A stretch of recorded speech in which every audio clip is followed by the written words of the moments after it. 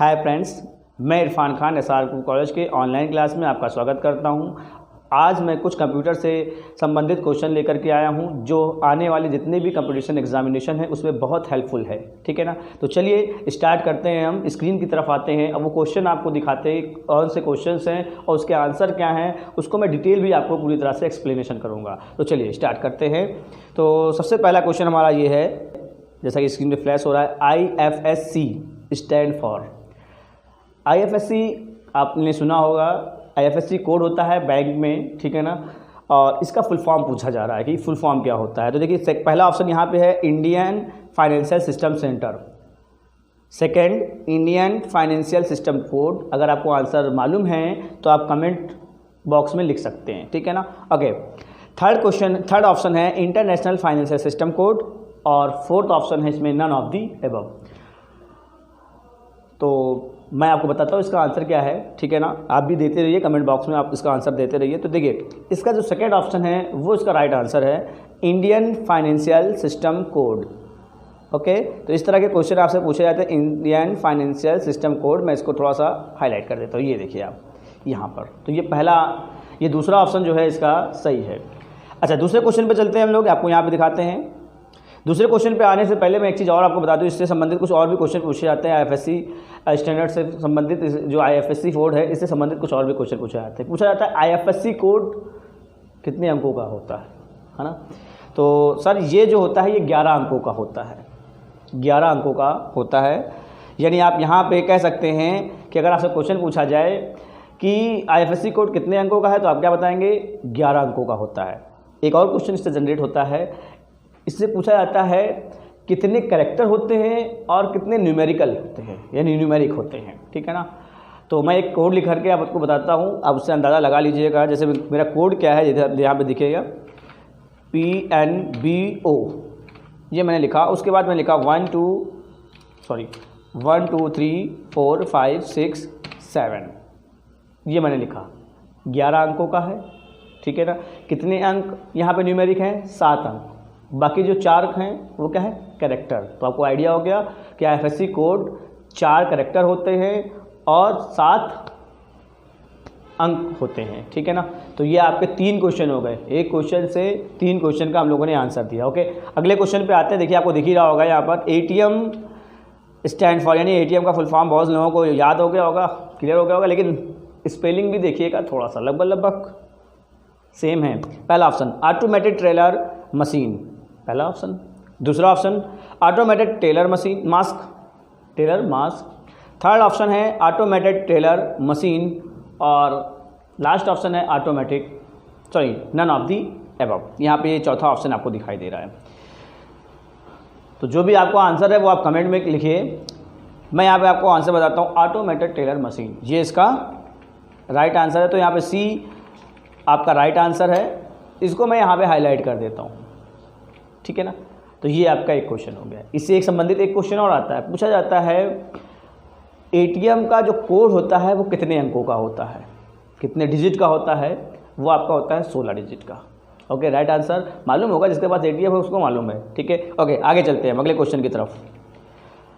ये आए, अब अगले क्वेश्चन में आए। देखिए लिखा हुआ है, अगली सीट में जाने के लिए किस कुंजी का प्रयोग करते हैं, कुंजी यानी की का प्रयोग करते हैं, ठीक है ना। पहला ऑप्शन टैब, दूसरा ऑप्शन कंट्रोल प्लस टैब, तीसरा option control plus shift plus tab और चौथा option control plus page down.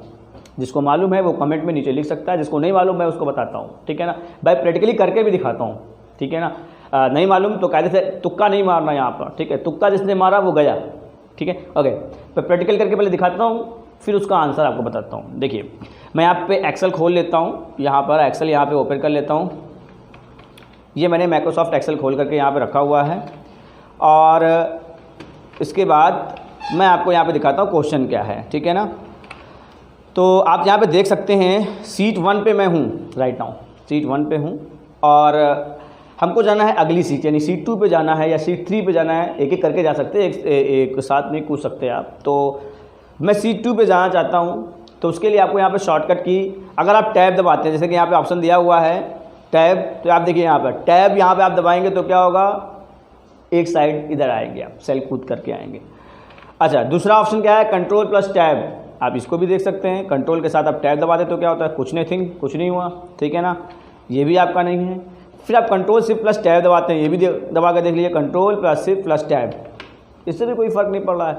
अच्छा, लास्ट क्या है, कंट्रोल प्लस पेज डाउन, ठीक है ना, इस की को दबाता हूँ, कंट्रोल के साथ पेज डाउन, नेविगेशन की होती है ये, ठीक है ना, पेज डाउन मैं यहाँ पे प्रेस कर रहा हूँ, आप देख सकते हैं सीट बदल गई, सीट 2 हो गई। उम्मीद है आपको ये चीज़ समझ में आई होगी, ठीक है ना। तो अगले क्वेश्चन की तरफ चलते हैं, और मैं इसको हाईलाइट कर देता हूँ ताकि आप स्क्रीनशॉट ले सकें वीडियो इस क्वेश्चन का, और आपको इस तरह से मैंने एक्सप्लेन किया, ठीक है ना, समझ में आ रहा होगा। नहीं चलाया है तब भी आप यहाँ पे समझ सकते हैं, आपको दोबारा चलाने की भी ज़रूरत नहीं है, कंप्यूटर देख लीजिए, पास होने के लिए काफ़ी है। ओके, सो नेक्स्ट क्वेश्चन हमारा है, लिब्रे ऑफिस कैल्क नया है, एक्सेल तो लोगों ने पढ़ा होगा, बहुत से लोगों ने इसको ध्यान ही नहीं दिया होगा, ठीक है ना। लिब्रे ऑफिस कैल्क एक्सेल की तरह होता है। कैल्क में टाइम इंसर्ट करने के लिए किस शॉर्टकट की यानी कुंजी का प्रयोग करते हैं? Option number 1 control plus semicolon, option number 2 control plus shift plus semicolon, option number 3 control plus T, और ऑप्शन नंबर 4 नन। तो सारी की का बताऊँ या फिर एक की का? मैं एक ही की का बताता हूँ जो आंसर है इसका राइट है, ठीक है। करके भी दिखा देता हूँ, यहाँ पे देखिए, मैं एक्सेल फिर से एक बार खोलता हूँ, यहाँ पर एक्सेल नहीं खोलते आप, खोलते हैं कैल्क। क्वेश्चन कहाँ से है? कैल्क से। तो मैं यहाँ पे कैल्क खोल लिया, देख सकते हैं आप, कैल्क है, नहीं दिख रहा है, आप यहाँ पे देख सकते हैं, ये मैं यहाँ पे लिखा हुआ लिब्रे ऑफिस कैल्क, माउस का कर्सर आपको दिखाई दे रहा होगा, ठीक है। अब यहाँ पे सवाल ये होता है कि क्वेश्चन क्या पूछा गया है कि यहाँ पर आप देख सकते हैं क्वेश्चन हमारा है कि टाइम इंसर्ट करना है, टाइम को इंसर्ट करने की शॉर्टकट की क्या होगी। तो देखिए यहाँ पे मैं शॉर्टकट की यहाँ पे आपको दिखाता हूँ, कैल्क, यहाँ पे कंट्रोल शिफ्ट दबाइएगा और साथ में सेमीकोलन, और आप देख सकते हैं 11:43 दिखा रहा है, मेरे घड़ी में भी यही टाइम हो रहा है, वीडियो भी मैं इसी समय बता रहा हूँ, ठीक है ना, आइडिया लग गया होगा आपको किस टाइम में बना रहा हूँ। तो यहाँ पे इंटर कर देते हैं, आप टाइम देख सकते हैं। तो शॉर्टकट की क्या हो गई यहाँ पर, second option control plus shift plus semicolon. कुछ लोगों के दिमाग में ये आ रहा होगा, सर अगर डेट की बता देते तो ज़्यादा अच्छा था। तो बॉस डेट के लिए पहली की कंट्रोल प्लस सेमीकोलन दिखा दें, मैं आपको दिखा देता हूँ यहाँ पर, ये देखिए, कंट्रोल के साथ अगर आप सेमीकोलन करेंगे तो आप डेट ला सकते हैं। ओके, आपको ये पूछे डेट एंड टाइम दोनों आए, सर उसके लिए फंक्शन है, शॉर्टकट की नहीं है, वो आगे मैं बताऊँगा आपको। ओके, सो नेक्स्ट क्वेश्चन पढ़ते हैं। अगला क्वेश्चन हमारा है बड़ा अच्छा, बड़ा देखने बड़ा खूबसूरत क्वेश्चन लग रहा है। देखिए लिखा हुआ है इक्वल राउंड। देखिए फंक्शन, एक्सेल में फंक्शन बहुत इंपॉर्टेंट है, बड़े क्वेश्चन आते हैं इससे, ठीक है ना। लेकिन इस क्वेश्चन में देखिए क्या लिखा हुआ है, इक्वल राउंड 247 247 कॉमा -2 का मान क्या है। यानी यहाँ पे ऑप्शन दिए गए हैं, 200 है, 247 है, 215 है, या इनमें से कोई नहीं है। अब बहुत से लोग तो सर तुक्का मार रहे होंगे, बहुत से लोगों को मालूम होगा, बहुत से लोगों को नहीं मालूम होगा। जिसको मालूम है वो कमेंट करे, जिसको नहीं मालूम हो वो ध्यान से देखे, मैं एक्सप्लेन करने वाला हूँ इस क्वेश्चन को, ठीक है ना। देखिए मैं यहाँ पे एक्सेल में आ जाता हूँ या चाहे कैल्क में आ जाओ, कहीं पे भी आ जाओ, दोनों में काम करेगा ये फंक्शन, ठीक है ना। थोड़ा जूम कर लेता हूँ यहाँ पे, और यहाँ पे आपको दिखाता हूँ। देखिए सिंपल सा जो लिखा है मैं उसी को लिखता हूँ, इक्वल राउंड, ब्रैकेट ओपन किया, 247 कॉमा -2, ये हमारा क्वेश्चन है, और इंटर करते हैं, ये हो गया मेरा आंसर। यानी अगर आप यहाँ से देखना चाहें तो इसका आंसर क्या है, 200। लेकिन अब सवाल ये आ रहा होगा कि सर ये 200 आया, तो मैं एक्सप्लेन करने के लिए बात कर रहा हूँ यहाँ पे, 200 आया तो, लेकिन ये 200 आया कैसे, ये समझ में नहीं आया बॉस। आंसर आ गया, मैंने लिख दिया, एक्सेल था मेरे पास, आया, पर कैसे आया ये समझ में नहीं आया। ये मैं आपको एक्सप्लेन करता हूँ। अगर मान लीजिए इसके जगह कुछ और लिखा होता तो कैसे सॉल्व करते हो, तो आपको दहाई, इकाई, सैकड़ा, हज़ार, 10,000 मालूम होगा, ठीक है। तो देखिए ये जो -2 आप यहाँ पे लगा रहे हो, इसका खेल है पूरा।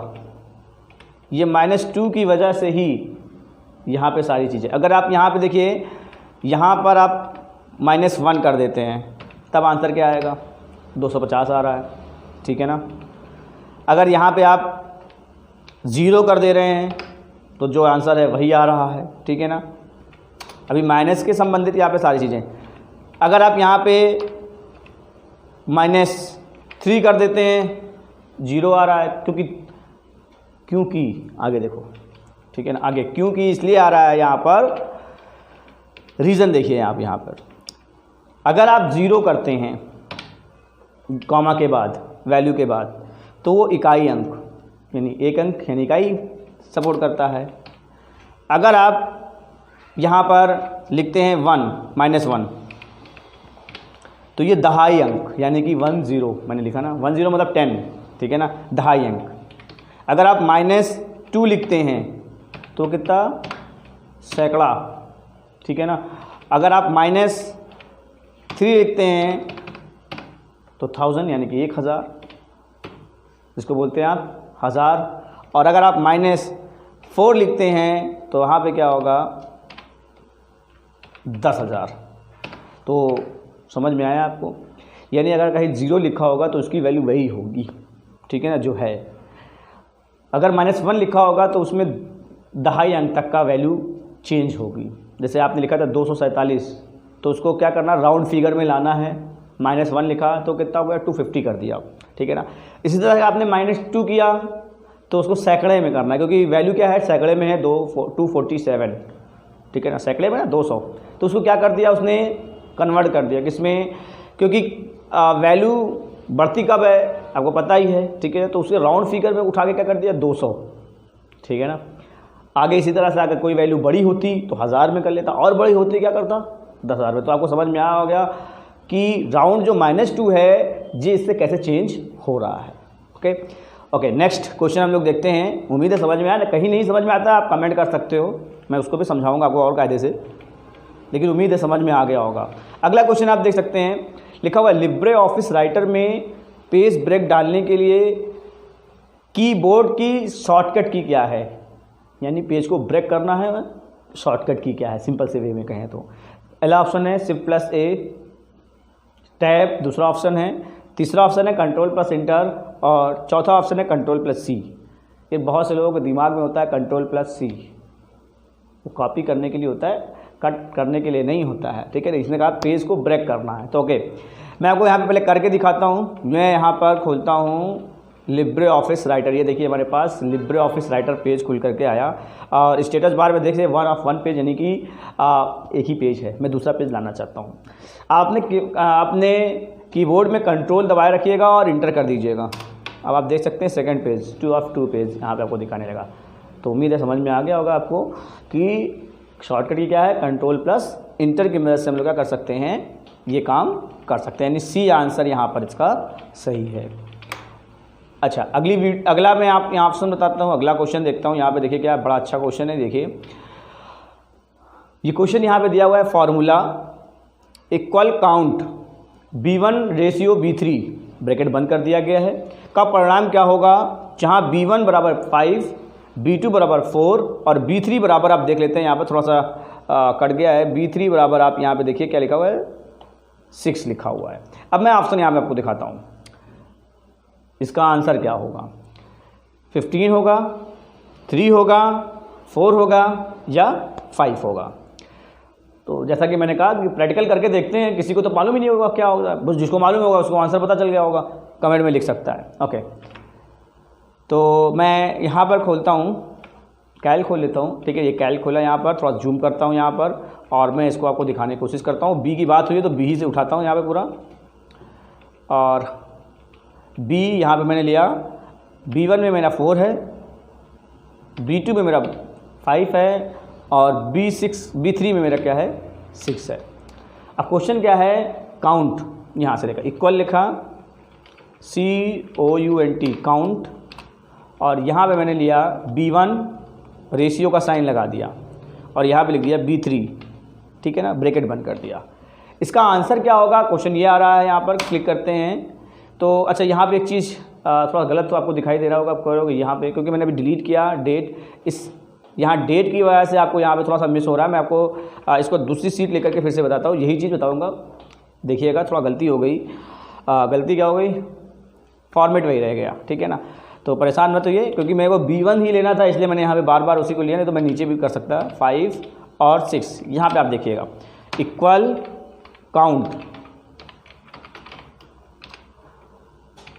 B1 रेशियो B3 ब्रैकेट बंद।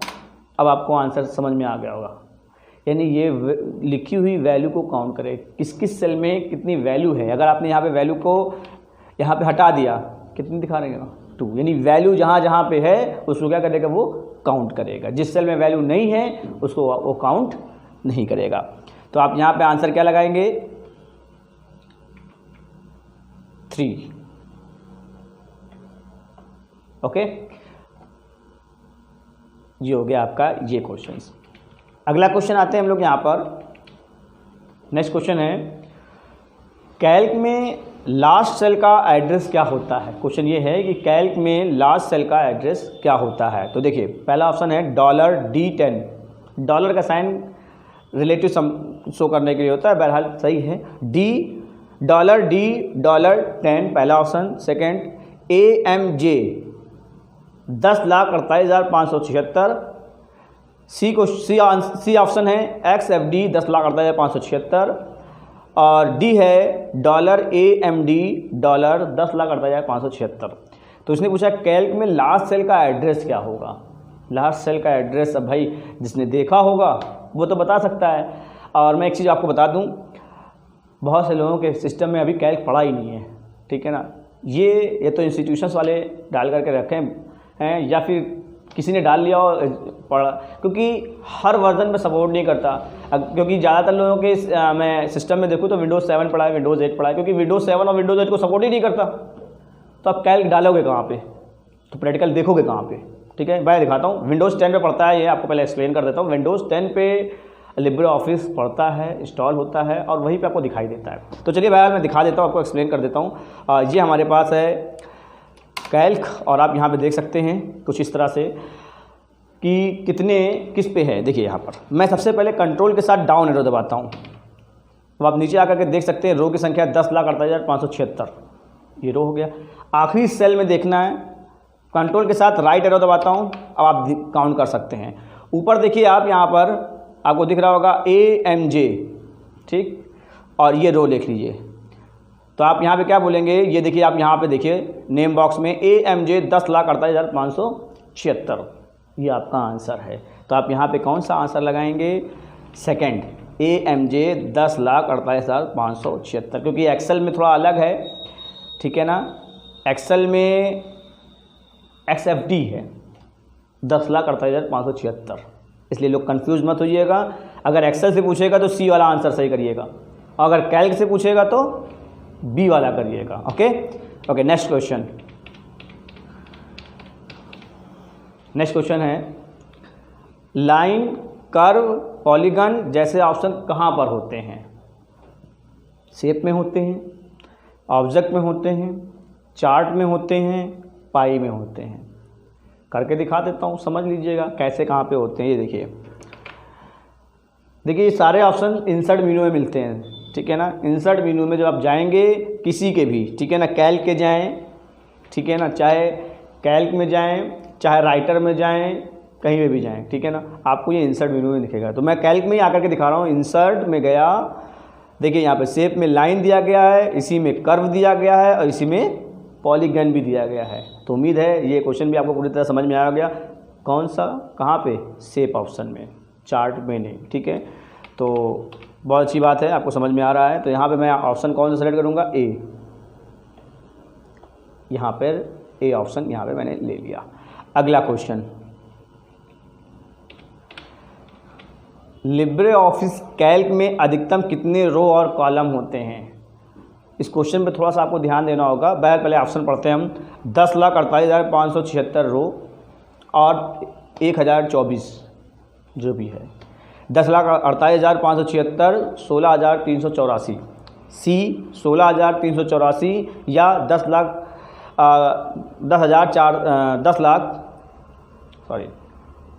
48,000। यहाँ पे थोड़ा मिस्टेक हो गई है, ये क्वेश्चन में 48,000 यहाँ पे था, इसको मैं यहाँ पे करेक्ट कर देता हूँ। 10,48,576 ये पूरा ऐसे लिखा हुआ था।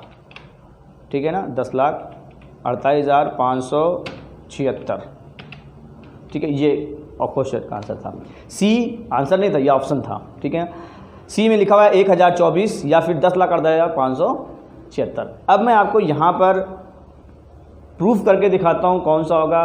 पहली बात तो लोग क्वेश्चन समझने में क्या होता है, कहेंगे यार इसमें लगभग तो सब लग ही रहा है, जिसने कैल्क पढ़ा होगा वो तो बता देगा, लेकिन उसमें भी उसको कन्फ्यूजन होगी। क्या कन्फ्यूजन होगी? रो और कॉलम का। पहले क्या पूछा है इस पर ध्यान दो, पहले रो पूछा है, उसके बाद क्या पूछा है? कॉलम पूछा है। जिसने एक्सेल पढ़ा है, बहुत से लोग बहुत जगह पे बताया जाता है जैसे एक्सेल होता है वैसे कैल्क होता है, मैं भी बताता हूँ, बट काम करना अलग चीज़ है। उसमें जो कॉलम और रो है थोड़ा कहीं ना कहीं कम ज़्यादा एडजस्ट की गई, तो आप देखिए यहाँ पर, ठीक है। तो मैं यहाँ पे आपको बताना चाहता हूँ इसमें कौन सा आंसर सही है। उसके लिए मैं आपको सबसे पहले लेकर के चलता हूँ कैल्क में। ये कैल्क ओपन किया, मैं फिर से आता हूँ पहले स्टार्टिंग में, और क्वेश्चन में आप यहाँ पे देख सकते हैं क्या क्या आ गया है। इसमें से अधिकतम कितने रो होते हैं, तो पहले आप रो देख लीजिए कितने रो होते हैं, 10,48,576। अब आप कहोगे सर कितने कॉलम होते हैं, वो भी मैं आपको लिए यहाँ पे करता हूँ। आप क्या कीजिए, सबसे पहले 1 टाइप कीजिए, फिर 2 टाइप कीजिए। ए कॉलम में 1 टाइप किया, बी कॉलम में 2 टाइप किया, और ड्रैग कर लेते हैं, ठीक है ना। देखिए मैं बार बार कह रहा हूँ, अगर आपको नहीं आता है तो आप आसानी से देखिए सीख सकते हैं, सीखने की भी क्या ज़रूरत। आप देख लीजिए, आपको कंफर्म हो जाएगा प्रूफ के साथ। बहुत सारे क्वेश्चन गलत होते हैं लोगों के, तो मैं आपको प्रूफ के साथ यहाँ पे दिखाना चाहता हूँ। मैं यहाँ पे पूरा कॉलम यहाँ पे सेलेक्ट करके और नंबर यहाँ पे देखिए कितने नंबर यहाँ पे आते हैं, और आप यहाँ पे आइडिया लगा सकते हैं। ओके, थोड़ा टाइम लग रहा है, वेट। भाई इतना बड़ा काम कर रहे हैं हम लोग, तो जाहिर सी बात है इतना तो वेट कर ही सकते हैं, ठीक है ना। आप 1 घंटे वैसे ही किसी भी क्लासरूम में आप जा करके बैठेंगे, अगर आपको समझ में नहीं आए तो बेकार है, ठीक है ना।